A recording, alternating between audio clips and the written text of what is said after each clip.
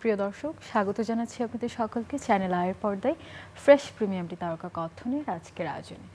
দর্শক, আমরা অক্টোবর মাসের শেষ দিকে চলে এসেছি। আজ 30 অক্টোবর। এই দিনে আমরা হারিয়েছিলাম এমন একজন ব্যক্তিকে যিনি আমাদের এখনও অনুপ্রেরণা হয়ে কাজ করেন, যিনি একজন জনপ্রিয় টেলিভিশন উপস্থাপক ছিলেন। তার নাম ফজলে লোহানী। তাকে আমরা 1986 সালের এই দিনে হারিয়েছি এবং আজকের এই দিনে বসে তাকে স্মরণ করছি, কারণ তার সেই পথ ধরে আমরা যারা কথা বলি এবং আমরা আরও আমাদের অনেক অনেক প্রিয় উপস্থাপকদেরকে পেয়েছি, সেই যাত্রাটা কিন্তু সেখান থেকে শুরু হয়েছিল। আজকের এই দিনে চ্যানেল আই পরিবারের পক্ষ থেকে তার প্রতি গভীর শ্রদ্ধাঞ্জলি জানাচ্ছি এবং তার অনুষ্ঠানগুলো আসলে কেমন ছিল, সেই সময় তিনি শুরু করেছিলেন, সেই একটু অংশ আমরা দেখতে চাই। তার জনপ্রিয় ম্যাগাজিন অনুষ্ঠান যদি কিছু মনে না করেন, সেই সময়ে অনেক জনপ্রিয় হয়েছিল এবং এটি আসলে এখনও প্রাসঙ্গিক, কারণ তার উপস্থাপনা এখনও প্রাসঙ্গিক। একটি কথা বলতেই হয়, যখন আমরা একজন মানুষকে হারিয়ে ফেলি বা কিংবদন্তিকে হারিয়ে ফেলি, পৃথিবীতে আসলে কোনো শূন্য স্থান থাকে না। যখন আমরা একজনকে হারাই, তখন সেই জায়গাটা পূরণ করতে আরও একজন আসে এবং এমন এক দিনে আমরা আরও একজন মানুষকে পেয়েছি 30 অক্টোবর। চ্যানেল আইয়েরও শুরু হয়েছিল 30 অক্টোবর মাসে এবং 1 অক্টোবর চ্যানেল আই যাত্রা শুরু করেছে এবং চ্যানেল আইয়ের শুরুর দিকে আমরা উপস্থাপক হিসেবে দেখেছি একজনকে, যিনি আমাদের অনেক প্রিয় মানুষ, যিনি মিষ্টি কণ্ঠের অধিকারী, আমাদের সকলের প্রিয় একজন সঙ্গীত শিল্পী এবং আজ তার জন্মদিন। আমাদের সাথে আজ তিনি আছেন তারকা কথনের আয়োজনে, আছেন আমাদের প্রিয় শিল্পী মেহেরিন মাহমুদ। শুভ দুপুর, শুভ জন্মদিন, শুভেচ্ছা, অনেক অনেক অভিনন্দন। কেমন আছেন? জন্মদিন কেমন কাটছে? আলহামদুলিল্লাহ ভালো আছি, জন্মদিন খুব ভালো কাটছে। তোমাকেও অনেক ধন্যবাদ, চ্যানেল আইকেও ধন্যবাদ আমাকে এখানে আজকে আসতে বলবার জন্য। এবং যে কথাটি শুরুতে বলছিলাম, আসলে একজনকে যখন আমরা হারিয়ে ফেলি তখন আরেকজনকে পাই, এটি কিন্তু খুব অর্থবহ আপনার ক্ষেত্রে, কারণ সেই যে শূন্য জায়গাটা তৈরি হয়েছে এবং আপনার মতো শিল্পী এসে সেই জায়গাটি পূরণ করেছে। আজ আমরা তারকা কথনের আয়োজনে আপনার জন্মদিনের প্রথম প্রহরে আপনাকে পেয়ে অনেক আনন্দিত। একটু জানতে চাই যে আপনার মতো একজন শিল্পী যিনি এত এত মানুষের মন জয় করেছেন গান দিয়ে, সেই মানুষটির জন্মদিন আসলে সকল দর্শকদের সাথে নিয়ে কেমন কাটে? কাল রাতটা কিভাবে শুরু হয়েছিল? আমার যেহেতু দর্শক প্রিয়তা দিয়ে যে কোনো শিল্পীর পথ চলা শুরু, তো আমার যারা ফ্যান তাদের জন্য যে আমি সবসময় অনেক সিরিয়াস, এটা আমার ফ্যানরা জানে। মানে ফ্যান কানেক্টের জন্য কিন্তু আমি শুরু থেকেই মানে শুরুতে যে আমার ফ্যান হয়ে উঠবে সেটা তো আবার কোনো শিল্পী জানে না। একটা টাইমে গিয়ে বুঝতে পারে যে হ্যাঁ, I have followers, I have fans. তো যখন থেকে আমি বুঝলাম যে আমার ভক্ত কুল আছেন, তখন থেকে আমি তাদের খুব মন জুগিয়ে চলা, তাদের কথা শোনা, তাদেরকে আরও ভালো লাগানো, তাদের জন্য আরও কাজ করা, তাদেরকে বুঝে চলা, এটা আমার জন্য খুব সিরিয়াস একটা কাজ ছিল। এবং আমি একটা নিউজ লেটারও তৈরি করতাম, এখনও করি, কিন্তু কোভিডের আগ পর্যন্ত যেটা হতো যে আমি আমার ফ্যানদেরকে ডিরেক্টলি পোস্টে নিউজ লেটার পাঠাতাম। তো নিউজ লেটারটা ছিল যে আমার দিনপঞ্জি, মানে আমার কাজের যে ছবি তোলা হয় বা হতো সেগুলোর সব একটা ট্যাবলয়েডের ভিতরে ওটাকে গুছিয়ে ক্যাপশন দিয়ে ফ্যানদের জন্য তৈরি করা হতো, তৈরি করা হয় এখনও বলছি। কিন্তু পাঠানোর বিষয়টা কোভিডের পরে প্রায় আমার বেশ বড় একটা অ্যাড্রেস বুক হয়, যে কারণ অনেকে স্থানান্তরিত হয়, অনেক পোস্ট ফেরত আসা শুরু হয়, তো যার ফলে তখন ওই যে পাঠানোর বিষয়টা কোভিডের পরে আর আমরা শুরু করি নাই। কিন্তু আমার খুব মানে এটা একটা দারুণ একটা কানেক্ট ছিল ফ্যানদের সাথে, যে আমি প্রথমে পাঠাতাম একটা স্লিম আনভেলপে। তখন আমার ফ্যানরা জানালো যে দেখেন, এটা তো আপনি স্লিম আনভেলপে পাঠান, এটাকে ট্রিপল ফোল্ড করতে হয়। সো ট্রিপল ফোল্ড না করে আপনি যত কম ফোল্ড পারেন সেটা করে আমাদেরকে পাঠান। তখন নতুন করে আনভেলপ বানানো হলো একটু বড়, যাতে ট্যাবলয়েডটাকে ডাবল ফোল্ড করে অ্যাটলিস্ট 1 ফোল্ড করে পাঠানো হয়। তো ওনারা আমাকে ছবি পাঠাতেন যে এটা এইভাবে রেখেছি, এভাবে স্টোর করেছি। আমার জন্য এটা একটা অনেক বড় ব্যাপার। তারপর আমি অনেক কিছু যে এবং শুধুমাত্র আপনার জন্য নয়, এটা একটা ভক্তর জন্য আসলে কত বড় ব্যাপার। আপনি কখনো ভেবেছেন যে তার প্রিয় শিল্পীর কাছ থেকে সে একটা কিছু পাচ্ছে এবং সেখানে তার ব্যাপারে লিখে পাঠানো হচ্ছে? চমৎকার আয়োজন কিন্তু। হ্যাঁ, আমিও হয়তো কোনো শিল্পীর ভক্ত, আমিও বুঝি যে সেই শিল্পী যদি আমাকে একটা একটা সৌহার্দ্যপূর্ণ মনোভাব দেখায় তাহলে আমিও খুব ভালো ফিল করব। কিন্তু আমি যখন সেই মানুষটা, আর্টিস্টটা যে আমার কেউ ভক্ত আছে, আমি উল্টা কিন্তু মনে করি যে ও আছে বলেই আমি আছি। এবং আমি যেটা কিছু করছি না কেন, উনি আমাকে ভালো বলছেন বলেই আমার অনুপ্রেরণা হচ্ছে। আমি আরো মানে আমি আমার ফ্যানকে অনেক বেশি আকাশে তুলে রাখি আমার ক্ষেত্রে। জন্মদিনের শুরুটা কিভাবে হয়? গতকাল রাতে কি কোনো মজার কিছু ঘটেছে 12টায়? হ্যাঁ, আমি গতকালকে আমার মূল ব্রত ছিল যে আমি রাত 10টায় ঘুমাবো। মানে আমি আর্লি ঘুম স্টার্ট করব গতকাল রাত থেকে। কেন, এটা কি প্রত্যেকবার জন্মদিনে যে একটা মোটো নেওয়া হয় যে এই বছর থেকে শুরু করব, এরকম কিছু? মানে ঘুমটা আমার জন্য খুব গুরুত্বপূর্ণ। আমি হয় কি যে কি বলবো, যে এটা একটা মানে একটা টার্গেট থাকে যে আমি মানে if I sleep early then I will wake up early, দিনটা শুরু হবে ভালো। তারপরে আমার ছেলেমেয়েরা শুরু করো, না একটু ওয়েট করো। তখন একটা কেক এলো, বেলুনস এলো। তারপরে তখন বলছি আচ্ছা আমি কি কেকটা কাটবো? তখন বলছে একটু পরে কাটো। তারপর মানে আমার যে প্রিয় খাবার সেটা এলো। তারপরে আমি বলছি আচ্ছা এখন কি আমি কেকটা কাটবো? তখন না আর একটু পরে। তারপর দেখলাম যে দরজা খুলে আমার বন্ধু, আমার সবচেয়ে প্রিয় 3 বন্ধু এলো। এবং আমি তো আমাকে মানে সারপ্রাইজ, বিরাট সারপ্রাইজ। তো আমি কালকে সো গুড। তারপরে বন্ধুরা মিলে আমরা কেক খেলাম, মজা ফুর্তি করলাম, গল্প করলাম, হাসি তামাশা হলো। তো এই তো আর কি। এবং একজন শিল্পী, একজন ভালো বন্ধু, একজন ভালোবাসার মানুষের জন্মদিন আসলে এমনভাবে শুরু হওয়াটাই সাধারণ এবং স্বাভাবিক। আজকে সারাদিনের পরিকল্পনা কি? আজকে কি করব? আজকে আলহামদুলিল্লাহ আমি হ্যালো সুপারস্টার্স নামে একটা অ্যাপের সাথে যুক্ত হয়েছি। আরও অনেক আর্টিস্টরা এখানে আছেন, তো আমি রিসেন্টলি যুক্ত হয়েছি। এবং আজকে আমাদের প্রথম ইভেন্ট অ্যাকচুয়ালি, যে আমরা ফ্যানদের সাথে সরাসরি কথা বলবো। এবং আমি শুরুতেই তোমাকে বললাম সামান্থা যে ফ্যানদের সাথে কানেক্ট হওয়ার জন্য I go a long way. তো আজকের বিষয়টা হলো যে ভিডিও কলে 1-to-1 বেসিসে আমি আমার ফ্যানদের সাথে কথা বলবো ইনশাআল্লাহ। দুপুর 3টা থেকে রাত 8টা অবধি সময় দেওয়া আছে।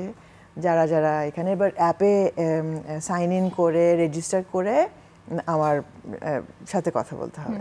তো সেটা কতজন টেকনিক্যালি করতে পেরেছেন সেটা আমি ভাবছি যে বসে বসে দেখি। কিন্তু আমি খুব এক্সাইটেড যে I will be speaking to my fans directly. যেমন অন্যান্য ডিজিটাল মাধ্যমে যে আমরা কিন্তু মানে কথা বলি, কিন্তু ওই পার থেকে মানুষ খুব বেশি হলে একটা টেক্সট পাঠাতে পারে। উনি কিন্তু আমার সাথে সরাসরি কথা করতে পারছে না, বাট এইটা একটা স্কোপ যেখানে উনি আমাকে একদম সরাসরি। এবং এটাও কিন্তু আসলে আপনার ভক্তদের জন্য বিশাল একটা পাওয়া, যারা আপনার সাথে কানেক্ট হতে পারবেন। এই যে অনেক আগে শুরু করেছেন ক্যারিয়ারটা ভিটিভি থেকে, তারপর আস্তে আস্তে ডিজিটালের মাধ্যমে এসে এখানে বসে ইন্টারভিউ দেয়, এবং এখন আপনি বলছেন যে ফোনে আপনার দর্শকরা আপনার সাথে কানেক্টেড হবে। এটা কিন্তু একটা লং ওয়ে। সেই জায়গা থেকে এখানে আসার জার্নিটা কেমন ছিল? জার্নি তো একটা স্ন্যাপে তোমাকে বলতে পারি it was fun, it was challenge, it was a big challenge. আর একটু লম্বা করে বলতে গেলে বলতে হয় যে প্রতিদিন আসলে একটা করে জার্নি। তো এরকম প্রতিদিন যদি কাটিয়ে আসি, প্রতিদিন আমি কাজের মধ্যে, তাহলে তো এটা একটা আসলে কর্মমুখর জীবন, যেটা আমি আলহামদুলিল্লাহ আল্লাহর কাছে আমি অনেক ধন্যবাদ দিই সবসময়টার জন্য। তো জন্মদিনও আমার যে কর্মমুখর কাটছে, এটাই আমার কাছে সবচেয়ে বড় ব্যাপার। এবং প্রযুক্তি সেই পরিবর্তনের সাথে নিজেকে কতটা পরিবর্তন করতে হয়েছে এবং কি কি চ্যালেঞ্জ ছিল সেখানে? আমি যদিও বরাবরই প্রযুক্তি নির্ভর একজন মানুষ, প্রযুক্তি প্রেমী একজন মানুষ। যখন বাংলাদেশে প্রথম ইন্টারনেট আসে, আই হ্যাড মাই ওয়েবসাইট প্রথম থেকে। তো তারপরে যখন ফেসবুকও প্রথম, ইউটিউব প্রথম, তখন কিন্তু আমি প্রথম সাবস্ক্রাইবার। বাট হ্যাঁ, ফলো করাটা মানে আমি ভাবতাম দূর এগুলা কেন করব। আমি তো স্টেজের মানে আমরা লাইভ যারা কাজ করি তারা মানে আমার ডিজিটালকে বিশ্বাস করতে একটু সময় লেগে গেছে। তারপরে যেটা একসময় চ্যালেঞ্জ ছিল যে আপলোড করেছি অনেক কন্টেন্ট, অনেক ফ্যানস আছে, ফলোয়ার আছে, নাম্বার হাই, তখন কোনো একটা টেকনিক্যাল কারণে আমার পুরা চ্যানেলকে ড্রপ করে আবার নতুন করে আপলোড করতে হয়। যার এরকম আমার 3 বার হওয়ার পরে দেখা গেল যে ওকে আবার করব, এরকম একটা ছিল। তো এখন আলহামদুলিল্লাহ যে সবাই মোটামুটি বুঝে, যারা ডিজিটাল প্ল্যাটফর্মের ওনার তারাও মোটামুটি, ওনারাও লার্নিং প্রসেসটা এখন একটু ওনাদের স্টেডি, যদিও ওনাদের ভিতরেও ওনারা চেঞ্জ করছেন, নিত্য নতুন অ্যাপও চেঞ্জ হচ্ছে, আমাদের নতুন নতুন ফিচার্স আসছে, কিন্তু তাও ওনারা এখন আগের থেকে অনেক স্টেডি। আমরা যারা শুরু থেকে শুরু করেছি ওদের সাথে, তারা বলতে পারবে যে আমাদের কিন্তু ওদের কারণেও অনেক সময় কি বলে এটাকে ডিঅ্যাক্টিভেট বা এরকম করতে হয়েছে, চ্যানেল বলো। এবং এখন কিন্তু অনেক কিছু হয়, হঠাৎ করে হ্যাক হয়ে যায় বা কপিরাইটের অনেকগুলো ইস্যু থাকে, বা আপনার ভিডিও হয়তো অন্য কোনো জায়গায় নিয়ে অন্য কেউ ইউজ করছে, আর বুলিং এর ব্যাপারটা তো আছেই। ইউটিউবের কথা বলছিলেন, ওয়েবসাইটের কথা বলছিলেন, একজন শিল্পী আসলে তার কাজগুলো একটা ইউটিউব চ্যানেল বা তার নিজস্ব ওয়েবসাইটে গুছিয়ে রাখাটা কতটা গুরুত্বপূর্ণ আসলে? এখন তো ওটাই সব। এবং শুধু তো ইউটিউব না, এখন প্রচুর প্ল্যাটফর্ম, তুমি কোনটাতে থাকবে, কোনটাতে তুমি বিলং করবে সেটা চুজ করে নিতে হয়, কারণ সব একসাথে কাজ করা এটা জাস্ট ইম্পসিবল। এটাও একটা ভুল আমার ছিল যে আমি অনেকগুলোতে একসাথে শুরু করেছিলাম, বাট এখন আমি ফোকাসড একটা জায়গা। এখন কি আপনি নিজে মেইনটেইন করছেন নিজের চ্যানেলগুলো? নিজেকে একটু তো করতেই হয়, প্লাস ডিজিটাল টিম আছে, তারাই মেইনলি করে। কারণ আমি ধরো সারাদিনের জন্য আমি তো একটা শুটিংয়ে বেরিয়ে যাই, মানে অনেক রকমের আর্টিস্টদের এনগেজমেন্ট থাকতে পারে, তো সেই ক্ষেত্রে তো একটা আর্টিস্টের পেজ বলো, চ্যানেল বলো, মেনটেন করাটা একটু টাফ। তো একজন কেউ যদি ডেডিকেটেড থাকে তাহলে খুব ভালো। এবং সেই জায়গায় যে কথাটি বলছিলেন যে দর্শকের সাথে সরাসরি কানেক্ট হওয়া, যেটা মঞ্চে হয় বা যখন আপনি লাইভ কোনো পারফর্ম করছেন, সেটার সাথে এখন আপনি যখন ইউটিউবে কোনো গান আপলোড দিচ্ছেন তখন কিন্তু সেখানে জাজমেন্টটা আসে ভিউজ থেকে, সেটা আপনাকে কতটুকু প্রভাবিত করে? ভিউজের ক্রাইটেরিয়া থাকে, যেমন কিছু কিছু আমরা কন্টেন্ট বুঝতেই পারি যে এটা কিন্তু ভাইরাল হয়, তো সেই জায়গা থেকে আমার দর্শক শ্রোতা আমাকে জানেন যে আমি সময় সুযোগের সাথে বয়ে যাওয়ার মতন মেন্টালিটি আমার নাই। আমি তাই, এবং আমার যারা ফ্যান তারা আমাকে সেইভাবেই দেখতে স্বাচ্ছন্দ্য বোধ করেন, যেই কারণে কি বলবো যে ওই ভাইরাল যে ইস্যুসগুলো থাকে, যে ভিজুয়ালসগুলো থাকে, ওগুলোকে ফলো করার আমার আসলে I will never do it. Actually ইচ্ছা নাই বলবো না, I will never do it, মানে এটা একটা কনফার্ম নিউজ। কিন্তু আমি যেভাবে পারি, ধরো আমার স্কিলের মাধ্যমে, আর্টের মাধ্যমে, নতুনত্বের মাধ্যমে বা কালার, এই আমার জোনের ভিতরে আমি থেকে আমি যতটা করতে পারি, দর্শকের সাথে যতটা কানেক্টেড থাকা, নতুন ভাবে উপস্থাপন করা, নতুন গান উপস্থাপন করা, নতুন ভিডিও টেকনোলজি ইউজ করা, তো এইসবের মধ্যে আমি থাকবো। কিন্তু আপনার বিভিন্ন নতুন কাজও কিন্তু আমরা দেখতে পাই, অ্যানিমেটেড ভিডিও পেয়েছি বা অন্যান্য যে শিশুদের জন্য কাজ করেছেন, আধুনিক যে ব্যাপারগুলো, আপনি কিন্তু আধুনিকতার সাথে নিজেকে আধুনিকায়ন করছেন, সেই চিন্তাগুলো আপনার মাথায় কিভাবে আসে বা কেন মনে হয়? আমি নিজে যতটুকু আধুনিক, যে আমি একটু ট্রেডিশনের ভিতরে আধুনিক, আমার কাজও তাই থাকুক, এটাই আমার পছন্দ। I'll be very smart in my work, but মানে আদলটা থাকবে হলো যে একটু আমার স্বাচ্ছন্দ্য মতো, আমার পরিচ্ছন্নতা মতো, এইটাই আর কি। কখনো কি মনে হয় না যে অন্যরা এটাকে কেমন ভাবে নিচ্ছে, বা আমি যদি নিজের ইচ্ছে সবকিছু করি তাহলে দর্শকরা সেটা অ্যাকসেপ্ট করবে কিনা? এতদিনে তো আমার যারা ফ্যান তাদেরকে আমি চিনেই গেছি এতদিনে। হ্যাঁ, তো আমি জানি যে ওনারা কি পছন্দ করবে, আমি যেটা পছন্দ করব সেটাই ওনারা পছন্দ করবেন, এবং আমি তো ফিডব্যাক পাবোই। আর যেটা আমি বললাম যে আমি কিন্তু, যদিও টিম আছে ডিজিটাল, ওরা অনেক বোঝে, যারা আমার মানে কন্টেন্ট এবং পেজ বা এই মাধ্যমটা হ্যান্ডেল করে, আমি কিন্তু অনেক সময় নিজে রিপ্লাই আমি নিজে দিই, কারণ আমার ল্যাঙ্গুয়েজ যেটা হবে বা আমার রেসপন্স যেটা হবে সেটা কিন্তু একজন যে মেনটেন করছে ও নাও হতে পারে। তো এই জন্য আমি চেষ্টা করি যে। তবে কখনো কি মনে হয় না it's a lot of work সবসময় এভাবে দর্শকের সাথে কানেক্টেড থাকা বা নিজের মতো করে উত্তর দেওয়াটা? I like it. তো কাজ তো আসলে সব রকমের কাজই অনেক চাপের, সব রকম কাজই অনেক দায়িত্বপূর্ণ। তো এটাও তো অনেক শ্রদ্ধাশীল একটা কাজ যে আমাকে কেউ ভালোবেসে একটা সেকেন্ড দিয়ে কমেন্ট করেছে, লাইক দিয়েছে, দেখেছে, এটা আমার জন্য অনেক একটা বড় ব্যাপার। এবং যারা রিপ্লাইটা পাচ্ছে তাদের জন্য এটা অনেক বড় ব্যাপার। হয়তো সবাই এতদিন ভাবতো যে অন্যরা কেউ রিপ্লাই দিচ্ছে, বাট আজকে জানতে পারবে যে তাদের প্রিয় শিল্পী মেহেরিন নিজেই সেগুলো রিপ্লাই করে। অনেকেই জানে সেটা। বাহ। গানের যাত্রাটা শুরু হলো কিভাবে? আপনার কখন মনে হলো যে অনেক আগে থেকে তো আসলে করেন, সেই কথা অনেক আগের, কিন্তু নিজেকে শিল্পী হিসেবে প্রতিষ্ঠিত করার আনুষ্ঠানিক যাত্রাটা কিভাবে শুরু হয়েছিল? আনুষ্ঠানিকতা তো আসলে একটা অ্যালবাম দিয়ে শুরু হয়। তো সেই যাত্রাটা মানে অ্যালবাম মোড়ক আকারে বেরোয় 2000 সালে। এর একটু আগে থেকে টেলিভিশনে গান, একটু একটু স্টেজ এরকম। আর হ্যাঁ, আনুষ্ঠানিকতা অ্যালবাম দিয়ে। একদম যখন ছোট ছিলেন, একদম বাচ্চা, তখন কি স্বপ্ন ছিল যে সঙ্গীত শিল্পী হব? না, নট এট অল। আমি তো বড়কালেও স্বপ্ন দেখার সাহস আমার ছিল না, কারণ আমার মা অনেক স্ট্রিক্ট ছিলেন। আর মানে এখনো আছেন, মা নেই মানে সশরীরে, কিন্তু মার সব কিছুই তো রয়েছে। তো যেই কারণে বলবো যে মা স্ট্রিক্ট আছেন। হ্যাঁ, তো মানে একটা মধ্যবিত্ত পরিবার থেকে হঠাৎ করে উঠে গিয়ে মঞ্চে গান গেয়ে ফেলাটা একটু কঠিন, কিন্তু আমার একটা ইচ্ছা ছিলই। আর ইচ্ছা থাকলে উপায় হয়, সৃষ্টিকর্তার সঙ্গ দেন। এরকম করে হলো শুরুটা। এবং যারা এখন গান করতে চায়, মধ্যবিত্ত পরিবারের কথাটা বললেন, অনেকেরই কিন্তু আছে যে মেধা আছে বা ইচ্ছা আছে, কিন্তু সেই উপায়টা খুঁজে পাচ্ছে না কিভাবে শুরু করবে, তাদের জন্য আপনি কি বলতে চান? উপায় তো এমন জায়গায় বসে কথা বলছি যে এরাই কত বড় একটা উপায়, একটা অনেক বড় একটা মঞ্চ, চ্যানেল আইয়ের মঞ্চ। তারপরে অনেক শিল্পী তৈরি হয়েছে এই প্রেমিস থেকেই। তাছাড়াও বাংলাদেশে অনেক এখন প্ল্যাটফর্ম আছে। আর ইউটিউব, সরি বারবার একটা নামই বলছি, কিন্তু ডিজিটাল মাধ্যম কিন্তু এখন অনেক বড় একটা মাধ্যম। আর আমরা নিজেরাও অনেক কিছু আপলোড দিয়ে দিচ্ছি।